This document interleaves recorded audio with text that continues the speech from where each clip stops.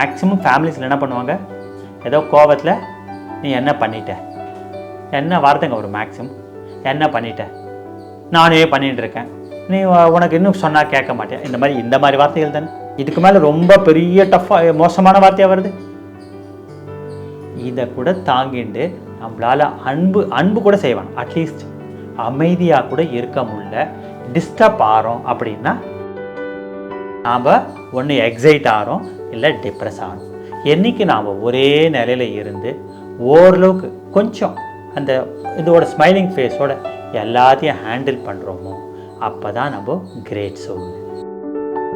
அப்போ இதுக்கெல்லாம் ஒரே வழி, நாம் தியானம் பண்ணோம். நாம் ஒவ்வொரு சுச்சுவேஷனும் நாம் எப்படி எடுத்துக்கிறோம்.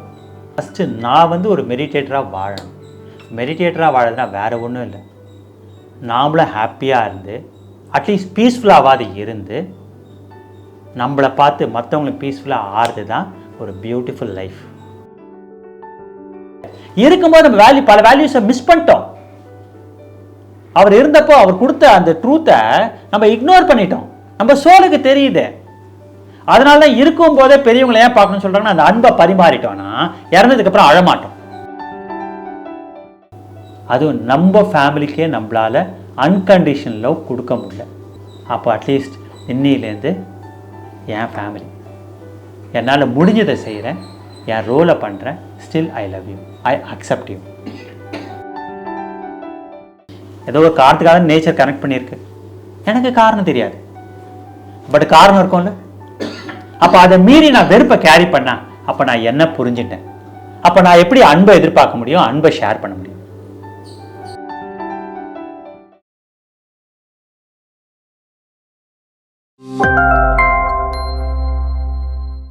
மை டியர் மாஸ்டர்ஸ், பிதாமக பிரம்மரிஷி பத்ரிஜிக்கு வணக்கம். மாஸ்டர்ஸ், ஆக்சுவலி இன்னைக்கு டாப்பிக்கே என்னன்னு பார்த்தீங்கன்னா, அசௌகரியம், டிஸ்கம்ஃபர்ட், நல்லதா கெட்டதா. எல்லோரும் கண்ணை மூடுங்க. கண்ணை மூடி உங்களை எந்த விஷயம் டிஸ்கம்ஃபர்ட் கொடுத்ததுன்னு பாருங்கள், டிஸ்டர்ப் பண்ணிடுச்சு. கண்ணை மூடி உங்கள் ஒய்ஃபோ இல்லை உங்கள் ஹஸ்பண்டோ இல்லை உங்கள் பசங்களோ எப்போ திட்டும்போது, எப்போ நீங்கள் என்ன டிஸ்டர்ப் ஆனீங்க, உங்கள் வாயில் என்ன வார்த்தை வந்ததுன்னு யோசிச்சு பாருங்களேன். யோசிச்சு பார்த்தா நினச்சி பாருங்கள், இந்த ஒரு விஷயத்துக்கு இதுக்கெல்லாம் நான் டிஸ்டர்ப் ஆகணுமா?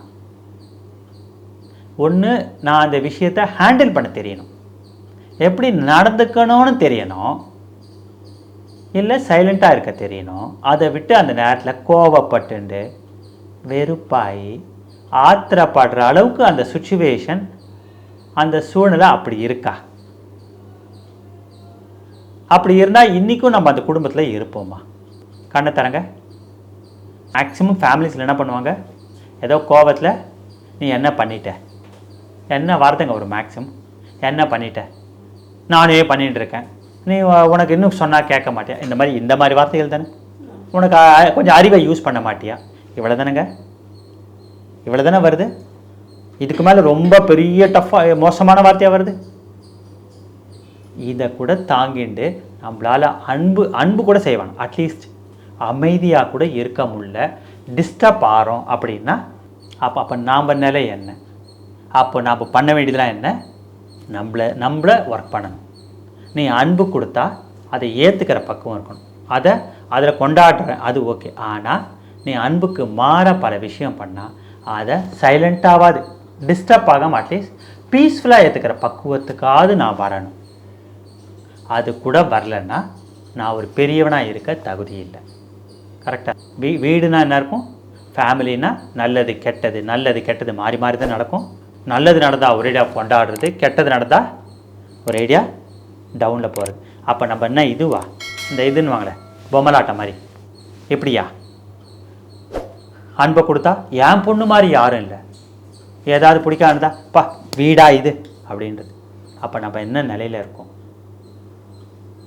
அப்போ அந்த ஆசிலேஷனில் தான் இருக்க போகிறோமா? அப்போ ஒரே மாதிரியாக இருக்க தெரியாதா? அப்போது ஒன்று நல்லது நடந்தால் இப்படி ஆறுதோம், கெட்டது நடந்தால் இப்படி ஆறுதோம், இப்படியே இருந்தோன்னா அப்போ அது வரைக்கும் நம்மளுக்கு என்ன? நாம் ஒன்று எக்ஸைட் ஆகிறோம், இல்லை டிப்ரெஸ் ஆகிறோம். என்றைக்கு நாம் ஒரே நிலையில் இருந்து ஓரளவுக்கு கொஞ்சம் அந்த இதோட ஸ்மைலிங் ஃபேஸோட எல்லாத்தையும் ஹேண்டில் பண்ணுறோமோ அப்போ தான் நம்ம கிரேட் சோல். அந்த நிலைக்கு போவானாம்மா சொல்லுங்கள்? அந்த நிலைக்கு நம்ம போவானா? நல்லது நடந்தா அப்படியே கண்மூடித்தனமா ஊன்றது. நம்ம சொல்கிறோம்ல பசங்களை, நியூ இயர் ஆனால் குதிக்கிறான் ஓடுறான்ட்டு, அவன் நிலைக்கு பண்ணுறான். நாமளும் என்ன பண்ணுறோம்? என் பொண்ணு 10th சூப்பராக வாங்கிட்டான், வெளில வேணால் அந்தளவுக்கு காட்டலையே தவிர உள்ளுக்குள்ள அப்படியே இதாகிடுறோம்ல. இதே பொண்ணு வந்து மார்க்கை கம்மியாக வாங்கட்டும், எந்த அளவு டிப்ரெஸ் ஆகும். அப்போது இதுவும் எக்ஸைட்டும் ஆகும், டிப்ரெஸும் ஆகும்ல. என்ன, நம்ம பைக் எடுத்து நைட்டில் சுற்றலை அவனை மாதிரி, அவ்வளோதானே. நம்மளுக்கு அந்த வயசு தான் அந்த மாதிரி பண்ணியிருக்க போகிறோம்.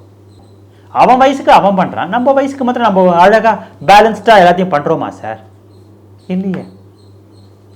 அப்போது அவனுக்கு நம்ம என்னவா இருக்க போகிறோம்? அப்போ நம்ம என்ன மெசேஜ் கொடுக்குறோம்? அப்போ இதுக்கெல்லாம் ஒரே வழி, நாம் தியானம் பண்ணோம். நாம் ஒவ்வொரு சுச்சுவேஷனும் நாம் எப்படி எடுத்துக்கிறோம், எப்படி பார்க்குறோம், என்ன பேசுகிறோம், இதெல்லாம் தான் முக்கியம். இது எதுக்கு முக்கியம்னா, ஃபஸ்ட்டு நான் வந்து ஒரு மெடிடேட்டராக வாழணும். மெடிடேட்டராக வாழறதுனா வேறு ஒன்றும் இல்லை, நாமளும் ஹாப்பியாக இருந்து அட்லீஸ்ட் பீஸ்ஃபுல்லாகாது இருந்து நம்மளை பார்த்து மற்றவங்களுக்கு பீஸ்ஃபுல்லாக ஆறுது தான் ஒரு பியூட்டிஃபுல் லைஃப். அதை விட்டு நாமளும் அப்படியே நல்ல விஷயம் தான் ஆன்னு சிரிக்கிறது ஒன்றுக்கா விஷயந்தான். அப்போ நம்மளை பார்க்குற அடுத்த ஜென்ரேஷனுக்கு நம்ம கொடுக்குற மெசேஜ் ஒன்று, ஒரேடியாக கொண்டாடுங்க. இல்லை இன்றைக்கி சொல்கிறோம் பசங்கள்லாம் வந்து பெரியவங்களை மதிக்கிறதே இல்லை. நம்ம லவ்வை கொடுப்போங்க, அந்த லவ் நம்ம வேலை செய்யாமலா போயிடும்? லவ்வுக்கு வேல்யூ இல்லையா? இல்லை லவ்வுக்கு தான் எனர்ஜி கிடையாதா? என்றைக்குமே கொடுக்குற லவ் மிஸ் ஆகாதுங்க. ஏன் தெரியுமா? ஒருத்தர் கொடுக்குற லவ் எப்போ தெரியும்னா டெத்தில். பாருங்களேன், எல்லோரும் ஏன் அழறாங்க? ஏன்னா அவர் கொடுத்த லவ் டெத்துக்கு அப்புறம் புரியுதுங்க. எவ்வளோ பேர் சொல்கிறாங்க அப்பாவோட வேல்யூ இறந்ததுக்கு அப்புறம் தெரியுதுன்றாங்க. ஒரு அப்பாவோட வேல்யூ இறந்ததுக்கு அப்புறம் தெரியனால தான் நாம் இருக்கோம் அப்படின்னா அப்போ என்ன அர்த்தம்? இதை பாசிட்டிவாக நெகட்டிவாங்க. அப்போ இருக்கும்போது வேல்யூ தெரியல. அப்போ என்ன அர்த்தம்? அப்போ அந்த லவ்வோட வேல்யூ, அப்போ அந்த சத்தியம் நம்ம கண்ணில் தண்ணி வர வைக்குது. அப்போ அந்த சத்தியத்தை நாம் எடுத்துகிட்டு போவோங்க.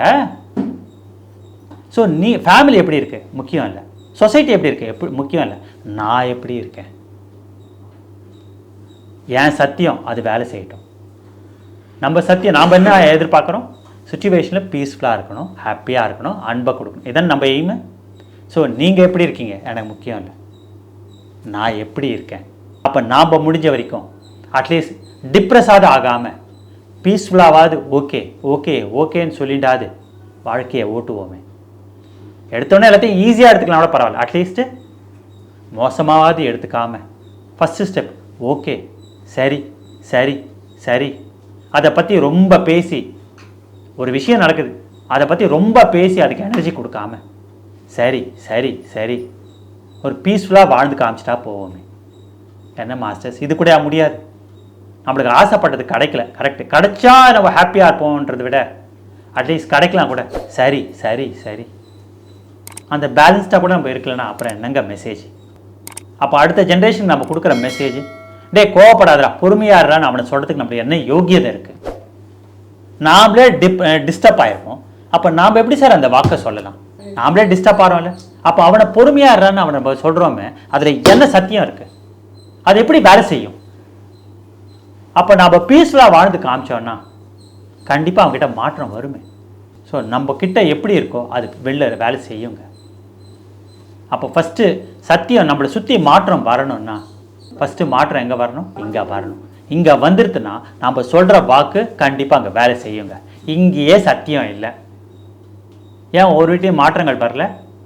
அதான் சொல்லுவாங்க, வீட்டில் இருக்கிற பெரியவங்களை வச்சு தான் பசங்கன்னுவாங்க. ஏன்னா எங்கள் மாமா தாத்தா ஒருத்தர் இருக்கார், 85 வயசுக்கு கோயிலுக்கு போவார், முடியல, ஆனால் அந்த சத்தியத்தில் இருக்கார். அப்போ அவங்க பசங்க அட்லீஸ்ட் 65 வயசு வரைக்குமா போவாங்களா? ஏன்னா அவரை பார்த்துட்டாங்க கண்ணுக்குனாரு, சத்தியத்தில் வாழ்ந்து காமிச்சிட்டு போகிறாரு. அதை பார்த்த கண்ணு விடுமா? அதை உள்வாங்கின சொல் விடுமா? அந்த சத்தியம் வேலை செய்யுங்க. அதனால தாங்க எல்லாரும் செத்ததுக்கு அப்புறம் நம்ம ஏன் ஓன்னு அழறோம்னா அவங்க இருந்த சத்தியம் நம்ம சோல் வந்து உணர்ந்து அழுகுதுங்க, வேற ஒன்றும் கிடையாது. இருக்கும்போது நம்ம பல வேல்யூஸை மிஸ் பண்ணிட்டோம். அவர் இருந்தப்போ அவர் கொடுத்த அந்த ட்ரூத்தை நம்ம இக்னோர் பண்ணிட்டோம். நம்ம சோலுக்கு தெரியுது. அதனால தான் இருக்கும் போதே பெரியவங்களை ஏன் பார்க்கணும்னு சொல்றாங்கன்னா அந்த அன்பை பரிமாறிட்டோம்னா இறந்ததுக்கு அப்புறம் அழமாட்டோம். ஆனால் என்ன ப்ராப்ளம் இருக்கும்போது நம்ம இக்னோர் பண்ணிடுறாச்சே. அவங்களா அவங்களா அவங்க இறந்ததுக்கப்புறம் அவங்க அப்பப்போ ஃபோனில் நம்ம இறந்ததுக்கப்புறம் பேசுவோம், ஃபோனில் பேசுவாங்க, அவ்வளோ சந்தோஷமாக இருக்கும்ட்டு. இருக்கும்போது பேசினா அந்த வார்த்தை வராது. பார்த்துருக்கீங்களா? அவங்க இறந்ததுக்கப்புறம் பார்த்தீங்கன்னா அவங்க எப்பயாவது பாடுவாங்க, அவ்வளோ நல்லா இருக்கும். இருக்கும்போது சொல்ல மாட்டோம், அது வேறு சொல்லுவோம். ஏன்? இருக்கும்போது ஒரு சில விஷயத்த அதை ஃபுல்லாக அந்த உள்வாங்கிறத விட்டுட்டோம். அவங்க லவ் என்ன பண்ணுது? நம்ம கண்ட தண்ணி வர வைக்குது. அப்போ சத்தியம் எப்பயும் வாழும், ஜெயிக்கும். ஆனால் அந்த சத்தியத்தில் அந்த ஹோல் ஹார்ட்டடாக நாம் வாழறோமா? அதுவும் நம்ம ஃபேமிலிக்கே நம்மளால் அன்கண்டிஷன் லவ் கொடுக்க முடியல, நம்ம ஃபேமிலிக்கு. அப்போ நம்ம என்ன? அப்போ அட்லீஸ்ட் இன்னிலேருந்து என் ஃபேமிலி, என்னால் முடிஞ்சதை செய்கிறேன், என் ரோலை பண்ணுறேன், still I love you, I accept you. ஒரு சில விஷயம் நீ பண்ணுறது பிடிக்காம இருக்கலாம், சரி பரவாயில்ல பரவாயில்ல பரவாயில்ல, அட்லீஸ்ட் பரவாயில்லன்னு ஒரு வார்த்தை. நீ உன்னோட ஜேர்னியில் இருக்கு, பரவாயில்ல. அட்லீஸ்ட் நம்மளுக்கு பிடிக்கலையா, ஸ்டாப் பண்ணுங்க, வெளியில் ஸ்டாப் பண்ணுங்க, உள்ளுக்குள்ளே ஹேட்டடை கேரி பண்ணாங்க. ஏன்னா எந்த சூழ் எந்த நிலையில் இருக்கும் தெரியாது. கண்ணை மூடி அதை குழந்தைங்களா இருந்தாலும் சரி, லைஃப் பார்ட்னராக சரி, நீங்கள் எந்த நிலையில் இருக்கீங்களோ, என்ன பர்பஸ்க்கு எனக்கு தெரியாது. உங்களை நான் ஆத்மா நான் மன்னிப்பு கேட்டுக்கிறேன். உள்ளுக்குள்ளே வெறுப்பை கேரி பண்ணாங்க. ஏன்னா ஒரு சில விஷயங்கள் நம்ம ஃபேமிலியில் நடக்க நம்மளுக்கு பிடிக்காமல் இருக்கலாம், ஆனால் ஏன் ஃபேமிலிக்குள்ளே வந்திருக்காங்க? ஏதோ காரணத்துக்காக. தெரியாதுங்க, தெரியுமா? தெரியாது. அப்போ என்ன பண்ணலாம்? நான் உங்கள் மேலே வெறுப்பு கேரி பண்ண மன்னிப்பு கேட்டுக்கிறேன். நம்ம கூட தானே ட்ராவல் பண்ண வந்திருக்காங்க நம்ம ஃபேமிலி. என்ன காரணம் தெரியாது, தெரிஞ்சதான் ஓகே, தெரியல அவ்வளோ அட்லீஸ்ட் வெறுப்பையாவது கேரி பண்ணாமல் இருக்கலாம்ல. இப்போது உங்களோட ட்ராவல் இப்போ வந்திருக்கீங்க, நீங்கள் வந்தவங்க எல்லார்கிட்டையும் எனக்கு உங்களை பிடிக்கலாம் கூட, அட்லீஸ்ட் வெறுப்பாவது கேரி பண்ணாமல் இருக்கலாம்ல. அதை விட்டுட்டு என்ன மாஸ்டர்ஸ் என்ன இது அப்படின்னா, இவ்வளோ நேரம் நீங்கள் என் கூட இருக்கீங்க, ஏதோ ஒரு காரணத்துக்காக நேச்சர் கனெக்ட் பண்ணியிருக்கு, எனக்கு காரணம் தெரியாது, பட் காரணம் இருக்கும்ல. அப்போ அதை மீறி நான் வெறுப்பை கேரி பண்ணேன், அப்போ நான் என்ன புரிஞ்சுட்டேன்? அப்போ நான் எப்படி அன்பை எதிர்பார்க்க முடியும், அன்பை ஷேர் பண்ண முடியும்? நேச்சர் ஏதோ காரணத்துக்காக தானே கனெக்ட் பண்ணியிருக்கு, அட்லீஸ்ட் அதுக்காகாது உங்களை ஏதோ காரணத்துக்காக எனக்கு கனெக்ட் பண்ணியிருக்கு. உங்களை நான் மன்னிப்பு கேட்டுக்கிறேன். எங்கே நீங்கள் மன்னிப்பு கேட்க ஆரம்பிக்கிறோ அங்கே அன்பு வளரும். எங்கே மன்னிப்பு இருக்கோ அங்கே என்ன வரும்? அன்பு வளரும். எங்கே வெறுப்பு இருக்கோ அங்கே அன்புன்றதே கிடையாதுங்க, அங்கே ஃபேமிலியே கிடையாதுங்க. அன்பு இருந்தால் அது எங்கேயா இருந்தால் அது ஃபேமிலிங்க. அன்பு இல்லாத இடம் அது ஃபேமிலி கிடையாது. ஃபேமிலி பண்ணுறது எதை வச்சு? அன்பை வச்சு. ஃபேமிலினா வீடு மட்டும்தான் ஃபேமிலி இல்லைங்க, இது கூட ஃபேமிலி தான். அன்பு இருந்தால் உலகமே ஃபேமிலி. அட்லீஸ்ட் மன்னிக்கிற குணம் இருந்தாலே போருங்க, அங்கே என்ன இருக்கு? அன்பு இருக்கணும். நீங்கள் ஒரே இடம் கொட்டணும்னு அவசியம். மன்னிச்சுட்டு அந்த வெறுப்பை கேரி பண்ணாமல் இருந்தாலே மன்னிப்பு வந்துடும். மன்னிக்கிற குணம் வந்தாலே அது என்னது? அப்போ எல்லாரும் என்ன பண்ணுவோம்? நம்ம ஃபேமிலி. சரி, இன்னிலேருந்து பண்ணுவோமா? பியூட்டிஃபுல் ஃபேமிலி நேச்சர் கொடுத்துருக்கு, ஏதோ காரணத்துக்கு, எனக்காக தான் கொடுத்துருக்கு.